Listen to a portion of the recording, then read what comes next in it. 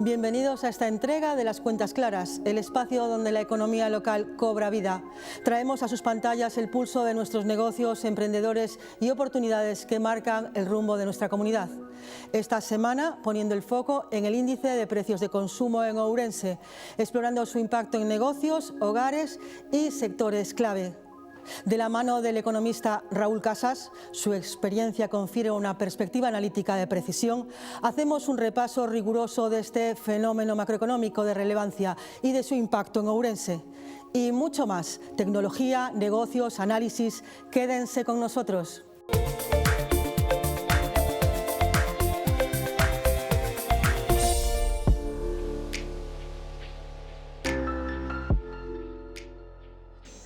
El índice de precios de consumo actúa como un termómetro preciso que mide la evolución de los precios de bienes y servicios esenciales desde alimentos hasta transporte en los hogares de España.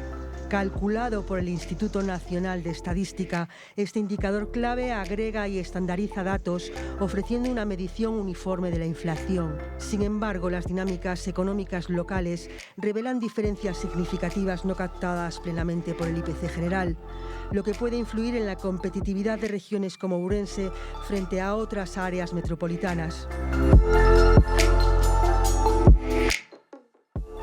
El economista ourensano Raúl Casas, con una sólida trayectoria combinando expertise local y análisis de indicadores macroeconómicos, desentraña estas cifras con claridad y rigor, transformando datos complejos en perspectivas accesibles para comprender el pulso económico y sus implicaciones territoriales. Observamos que la tasa de inflación de España es del 2,2%. Decir que estos datos se corresponden a abril, a la variación del IPC de abril del 2024 con respecto a abril del 2025, o sea, es el último dato de inflación que tenemos. Entonces, vemos también que Galicia tiene una tasa de inflación del 1,9%, es decir, por debajo, 3 décimas por debajo de lo que es del promedio nacional. Y de alguna manera es la cuarta comunidad autónoma con la menor tasa de inflación. Por debajo de Galicia tenemos lo que es a la Canarias,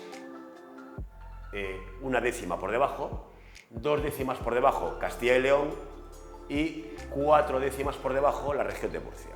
Vamos a tomar en consideración para nuestro análisis, nos olvidamos del tema de alimentos y bebidas no alcohólicas porque tienen prácticamente la misma incidencia en lo que es la inflación en todas las comunidades autónomas y todas las provincias. Apenas hay una diferencia realmente significativa.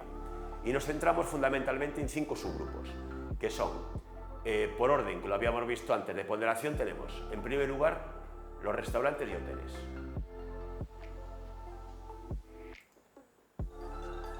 Restaurantes y hoteles que representaban el 4,5%. Entonces aquí vemos lo que es el índice de precio de consumo por comunidades autónomas y ciudades autónomas, restaurantes y hoteles. La variación, es decir, la inflación. Y vemos que aquí hay divergencia. La que menor inflación posee es la región de Murcia, que es del 3,3%. Y vemos que en el otro extremo está Galicia, con el 4,6%. Entonces decimos que restaurantes, quedémonos con este dato, el subgrupo 11, restaurantes y hoteles, tiene mucha incidencia en lo que es en la inflación de Galicia. Inflación de Galicia que es el 1,9%, aquí es el 4,6%, o sea que tira hacia arriba la inflación de Galicia, con mucha fuerza. El siguiente subgrupo con peso, habíamos visto que era el de la vivienda. Aquí vamos a ver que hay una convergencia, prácticamente las diferencias son muy poco significativas, lo cual no es una variable que a nosotros nos vaya a explicar mucho en gran medida el porqué de estas diferencias entre comunidades autónomas. El tercer subgrupo en peso era el transporte. El transporte, vamos a verlo, que la incidencia que tiene es negativa, pero también observamos que existen divergencias. Divergencias que, como apreciamos en el gráfico, la que menos tasa de inflación, o sea, la tasa de inflación negativa más baja es la de la región de Murcia, del menos 2,9%. Por contra, la tasa de inflación la que menos influencia tiene es la de Canarias, que es del menos 0,1%. Y Galicia se sitúa en el menos 1,8%. Es decir, que esta es una variable que tira hacia abajo lo que es la inflación. El siguiente subgrupo nos iríamos al subgrupo 12, el cuarto en peso, que recordemos que tenía poca diferencia con el subgrupo 9 de ocio y cultura, y vemos que aquí también hay serias divergencias. Y nos vamos de un extremo al otro, tenemos que aquí arriba está Galicia, que también parece ser que es otro de los subgrupos de otros bienes y servicios que inciden que ejercen mucha influencia sobre la inflación en Galicia, sobre la inflación gallega. Recordemos que eran restaurantes y hoteles y recordemos que es otros bienes y servicios. ¿De acuerdo? El transporte también, pero era menos 1,8%. Y por contra, en el otro extremo, el extremo inferior, tenemos que es Canarias, que está en el 2,8%. Y por último, ocicultura. Y vamos a ver qué nos depara la ocicultura. Vamos a observar que también existen divergencias y vemos que arriba, en el extremo superior, tenemos el dato de Murcia, que aquí parece ser que Murcia pues, representa un factor de ponderación importante en la inflación murciana. Y sin embargo, lo que es Galicia pues está casi 1,7% menos. Es decir, bueno, está ahí más o menos en el promedio de este estudio que estamos efectuando. Entonces, en Ourense, en el gráfico, vemos aquí en el gráfico de arriba, en el vértice, el gráfico de la parte superior derecha, vemos aquí que la tasa de inflación de Ourense y la tasa de inflación de lo que es de Galicia prácticamente son clavadas en los últimos datos de marzo del 2025 y en datos de abril del 2025. Muy bien. ¿Cuáles son, en los mismos subgrupos que habíamos visto desde el principio hasta ahora? Vemos aquí que en alimentos y bebidas no alcohólicas el peso que tiene es del 21, casi 0,9% sobre la inflación de Ourense. Sin embargo, la variación, la inflación de este subgrupo solamente se sitúa en el 0,8%. ¿Qué tiene más peso? Vamos a analizar aquí, vamos a ver, a curiosear y veremos a ver si descubrimos cuáles son los subgrupos que ejercen pues, más influencia sobre la inflación orensana. Y vemos aquí lo que es en la leyenda, que la tasa de inflación entre el 2,0 y el 13,6 son los de coloración oscura. Vemos aquí, por ejemplo, otros bienes y servicios que es una tasa de inflación del 3,6%, en restaurantes del 4%, en ocio y cultura del 3,8%, en sanidad del 2,4%, vivienda 3,6% y calzado 2%. Por tanto, conclusión, vivienda, ocio y cultura, restaurante y hoteles y otros bienes y servicios son los subgrupos que ejercen más peso en la tasa de inflación local de Ourense. Comparémosla con otras tasas de inflación de las otras provincias que hay aquí en Galicia. Entonces tenemos la tasa de inflación en Lugo se sitúa en el 2, la tasa de inflación de La Coruña se sitúa en el 1,8 y la de Pontevedra en el 1,8. Recordemos que la de Ourense es el 1,9 y recordemos también que la de Galicia es el 1,9. Y a su vez que la tasa de inflación de abril del 25 y la tasa de inflación de marzo del 25 son exactamente iguales la de Ourense y la de Galicia, o sea, lo cual, digamos que Ourense es casi el promedio perfecto en los últimos 2 meses, la tasa de inflación de los últimos 2 meses. Y vamos a ver por qué hay una diferencia de una décima entre lo que es la provincia, la tasa de inflación de Lugo y la Orense.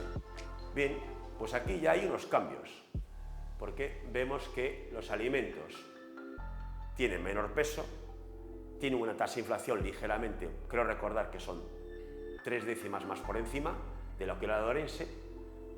Lo que es el transporte tiene un peso mayor que en Orense, tiene una variación anual, lo que es también mayor, y ya vemos aquí en la leyenda de aquí que la otra iba de 2,0 a 13,6, y vemos aquí pues que hay pequeñas diferencias. Vivienda es más alta la inflación, la vivienda en Lugo que en Orense. Restaurantes más o menos parecida, un poquito más alta en Lugo que en Ourense. Ocio y cultura un poquito más baja en Lugo que en Ourense. Otros bienes y servicios bastante más baja, casi la mitad más baja que la de Ourense. Vamos a irnos a la provincia de La Coruña. También hemos visto que ya ha vuelto a cambiar un poquito el panorama, ¿de acuerdo? Vemos que en alimentos mantienen un peso importante, bueno, pero es superior al de Orense, ejerce más peso la tasa de inflación de Orense. Otros bienes y servicios vemos que es sustancialmente más elevado. Restaurantes también significativamente más elevado. Vivienda es más o menos similar. Y transporte, la caída es un pelín más que la que tiene Orense. Y en Pontevedra, pues vemos también, a ver aquí, el grupo de artículos, tenemos que los alimentos pues vienen teniendo un peso más o menos similar, pero una tasa de variación mucho menor. En Pontevedra es donde menos ha crecido el precio de los alimentos y bebidas no alcohólicas y tiene muy poca incidencia en la inflación pontevedresa. Restaurantes y hoteles es el que más ha crecido, que tiene una variación en precios del 4,7%, ¿de acuerdo? Y tiene un peso de casi el 13% sobre la inflación de Pontevedra. Otros bienes y servicios, pues comparativamente hablando con Orense, estaríamos hablando que está ligeramente por debajo. Ocio y cultura también está por debajo de Orense, ligeramente por debajo. Vivienda, más o menos, es la que tenía Orense, que estaba en torno al 3,8%, y sanidad en torno al 3,8%. Sanidad no figuraba en Orense, lo cual, ¿qué quiere decir? Que en Pontevedra la inflación viene influida en primer lugar, por restaurantes, por transporte a nivel negativo y por sanidad.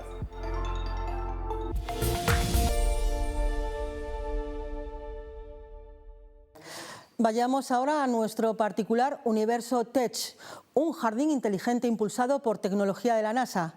Se llama Plantaform y ha brotado como pionero en la agricultura urbana, cosechando el premio a la innovación en 2025 en la categoría de Food and Agrotech, en el escenario del Consumer Electronics Show, la feria tecnológica más importante del mundo, celebrada en Las Vegas.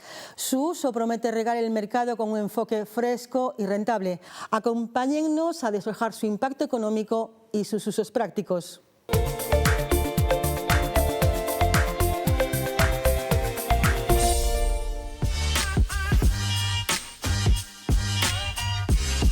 Plantaform es un jardín inteligente de interior que lleva la agricultura urbana a otro nivel. Con capacidad para hasta 15 plantas, permite su cultivo en cualquier rincón del hogar, promoviendo una alimentación más saludable y sostenible. El dispositivo utiliza tecnología de Fogponics, desarrollada por la NASA, para regar a través de una niebla ultrafina que entrega agua y nutrientes directamente a las raíces, usando un 98% menos de agua que la agricultura tradicional y un 30 o un 50% menos que los sistemas hidropónicos. Una eficiencia hídrica que requiere rellenar el tanque cada 2 o 3 semanas y que no solo alivia el bolsillo de sus usuarios, sino que también responde a la creciente presión que se ejerce sobre los recursos hídricos. El sistema cuenta con un modo de autolimpieza y está disponible por un precio de alrededor de 450 € que promete revolucionar la jardinería doméstica. Y es que en un contexto donde los precios de los alimentos, recordemos el pasado año, subieron un 4,2% en España, Cultivar en casa con Plantaform reduce la dependencia de supermercados, ahorrando hasta un 20% en la factura de productos frescos para una familia media. Imagine preparar una ensalada con lechuga recién cortada de su Plantaform, cosechada en solo 30 días desde la siembra, o añadir albahaca limonera a un cóctel casero, todo sin salir de casa. Este dispositivo, con su diseño en forma de huevo, en negro o en blanco, permite cultivar mezclas de lechugas, tomates cherry o un mix de cóctel de menta, tomillo y eneldo por 25 € el kit de semillas. Su app intuitiva, que ajusta luz, agua y temperatura, hace que incluso los novatos en jardinería puedan cosechar sin esfuerzo. Mientras, el sistema de autolimpieza elimina tareas tediosas. Con su diseño futurista y su enfoque ecológico con semillas no transgénicas, sin pesticidas, Plantaform es más que un gadget. Es un aliado económico que florece en tiempos de inflación, ya sea para un hogar en Ourense que busca frescor en su mesa o para un urbanita que quiere un toque verde sin complicación.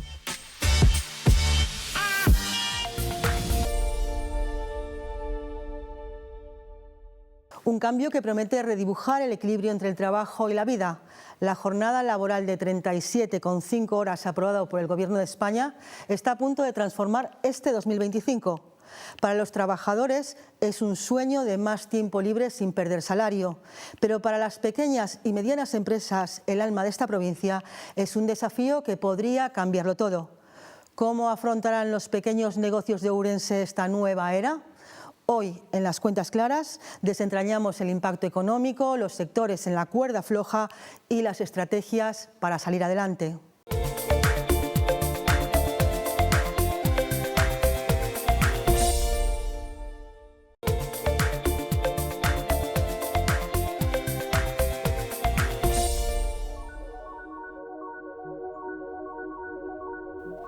En Ourense, donde la vida palpita en sus bares, tiendas y campos, un cambio histórico asoma en 2025. La jornada laboral se reducirá a 37 horas y media semanales, ofreciendo más tiempo libre sin recortar salarios.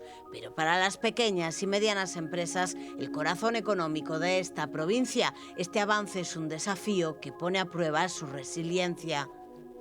Aprobada el 4 de febrero de 2025, la reforma rebaja la jornada de 40 a 37 horas y media, beneficiando a 12,5 millones de trabajadores. En Ourense, donde el 99% de las empresas son pymes, la medida es un arma de doble filo.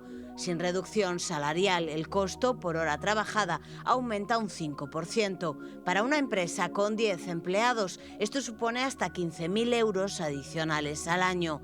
Hostelería, comercio y limpieza, pilares de la economía local que requieren presencialidad y horarios extensos, enfrentarán los mayores retos. Costos estimados. La Confederación Española de la Pequeña y Mediana Empresa calcula que la reducción de la jornada costará 48 millones de euros a nivel nacional, con un impacto severo en las pymes. En Ourense, los costos varían por sector y tamaño empresarial. La reducción de 2 horas y media semanales eleva el costo por hora, con el salario mínimo interprofesional de 1.184 € mensuales, 16.576 € anuales en 14 pagas. El coste laboral por hora pasa de 9,26 a 9,75 €. Para una empresa con 10 empleados, esto implica un aumento de 1.200-1.500 € anuales por trabajador, sin contar contrataciones adicionales.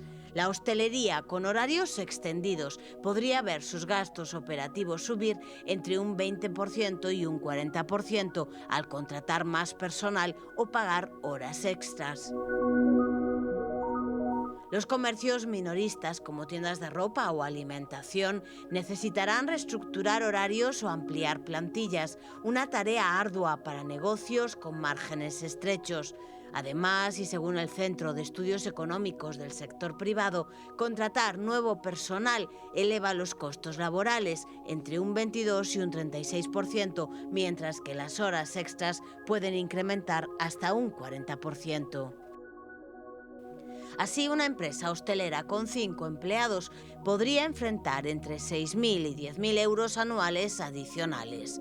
Sumemos a esto el coste de reestructuración y digitalización. La normativa exige registros horarios digitales, con costos de implementación de varios miles de euros por empresa para software y formación. Mitigar el impacto económico implica invertir en tecnología para la digitalización de procesos, como el uso de software de gestión de turnos o herramientas de automatización, optimizando recursos y reduciendo la dependencia de la presencialidad.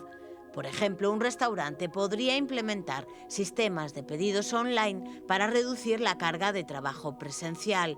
También redistribuyendo las horas de trabajo, concentrando la actividad en turnos más cortos o extendiendo los periodos vacacionales para cumplir con el cómputo anual de 1.712 horas.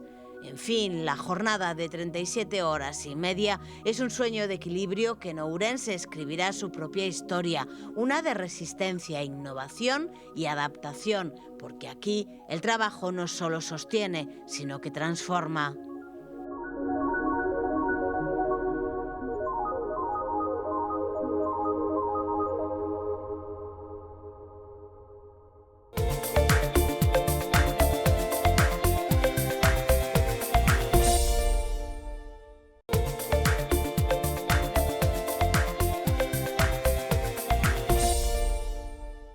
En el escenario económico, el IPC y la inflación protagonizan una pareja que a menudo genera confusión. Ambos conceptos, íntimamente ligados a los precios de bienes y servicios, mueven los hilos del coste de la vida y el valor del dinero. Confundirlos es como mezclar un tango con un rock and roll en la pista de los mercados. En estos próximos minutos veremos un reportaje que desglosa esta danza de precios con claridad y ritmo. ¿Vamos?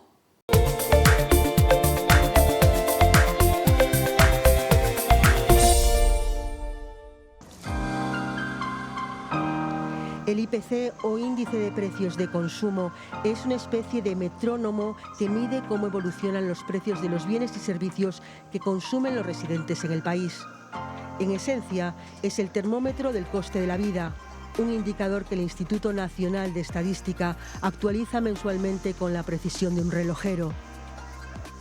Desde su primera edición en 1936, el IPC ha afinado su metodología, adoptando en 2017 la clasificación europea ECOICOP, que descompone los datos con minuciosidad, mejorando la precisión de sus resultados. Pero ¿cómo se compone este índice de precios? El Instituto Estadístico toma como base una cesta de la compra, un conjunto de 479 bienes y servicios que refleja los hábitos de consumo de los españoles. Esta cesta no es estática, se renueva para seguir el compás de los tiempos. En la actualización de 2016, por ejemplo, las cápsulas de café y los servicios de streaming como Netflix entraron en escena, relegando a los reproductores de DVD y las cámaras de vídeo al olvido, como vinilos en un mundo de Spotify. Para ello, se realiza una consulta a un número de 177 establecimientos comerciales en todas las provincias del país, clasificando los productos en 12 grupos, desde alimentación y bebidas no alcohólicas hasta hostelería, pasando por viviendas, transportes y ocio. Para calcular el IPC, se comparan los precios actuales de esta cesta con los de un periodo anterior, dividiendo el resultado y multiplicándolo por 100. Y si el IPC sube un 4% en 2 años, significa que el coste de la vida se ha encarecido un 4%, ya sea para comprar pan, alquilar un piso o disfrutar de una película en el cine.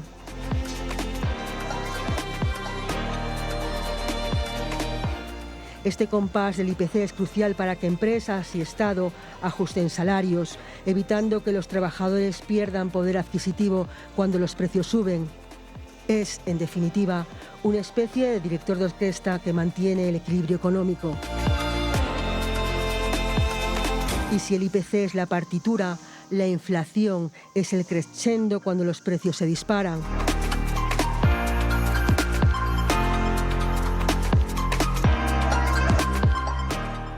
En términos técnicos se calcula con un giro simple: IPC final menos IPC inicial dividido entre el IPC inicial por 100. Este porcentaje refleja cómo el dinero pierde su brillo, reduciendo el poder adquisitivo, y si no se controla, el valor del euro. En la zona euro, el índice armonizado de precios de consumo mide la inflación con una metodología unificada, guardando las decisiones del Banco Central Europeo, que busca mantenerla en un estable 2% a medio plazo, como un equilibrista en la cuerda floja. Aunque el IPC y la inflación vibran a la par, no son lo mismo.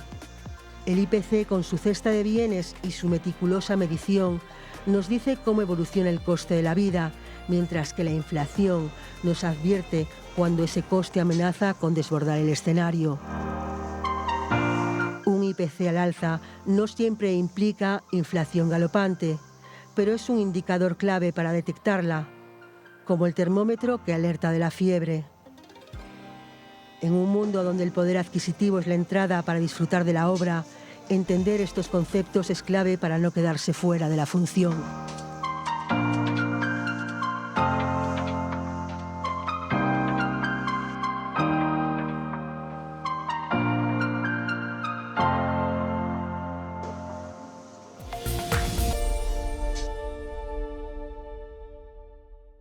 Llegamos al final de este programa de Las Cuentas Claras. Les dejamos en la mejor compañía con un reportaje sobre una empresa ourensana que brilla con luz propia por su pasión y su compromiso con la sostenibilidad. Esta firma es ejemplo de la innovación y el arraigo que teje día a día el futuro de Ourense, convirtiéndose en un orgullo para todos nosotros. Muchas gracias por estar aquí, explorando el pulso vibrante de nuestra economía local. La próxima semana volvemos con más energía, análisis y oportunidades para que sigamos creciendo juntos. Hasta entonces, que tengan una semana espectacular.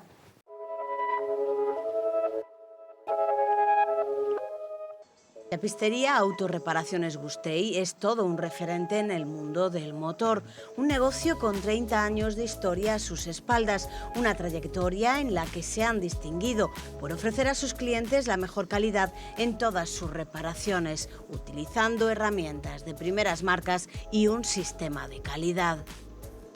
De toda a vida traballamos sempre con material de primeira línea. Sempre primamos a calidad antes da cantidad. Entonces, que pasa? Tú, cando non conseguís, sabe que lle vai salir ben. E non hai repeticións, nin hai reclamacións. O que non queremos é eso. Chegar a reclamacións innecesarias por usar malas praxis, que non é necesario. Entonces, bueno, todo o que temos aquí, normalmente, sale cunha calidade. E unha imagen boa, que sempre se diu. Que a queren manter? Bueno, pero aí queda. A imaxe boa e a boa organización e o bo saber estar de aquí da xente de aquí e o cliente primeiro, eso é o noso lema. O cliente primeiro. Cuentan con una amplia variedad de servicios para la realización de todo tipo de trabajos de chapa y pintura para turismos, furgonetas, camiones y autocaravanas, y también cuentan con una cabina de pintura y secado.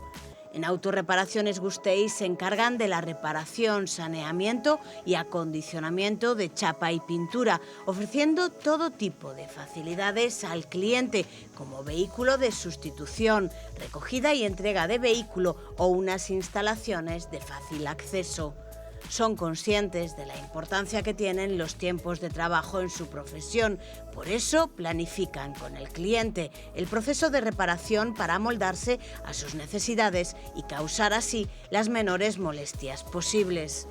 Especializados en trabajos de chapa y pintura para todo tipo de vehículos y marcas, también realizan trabajos de pintura de motocicletas, vehículos industriales, pintado y restauración de autocaravanas, pulido de faros, llantas, trabajos exteriores, piezas de fibra de carbono y pintado de cabinas de camiones.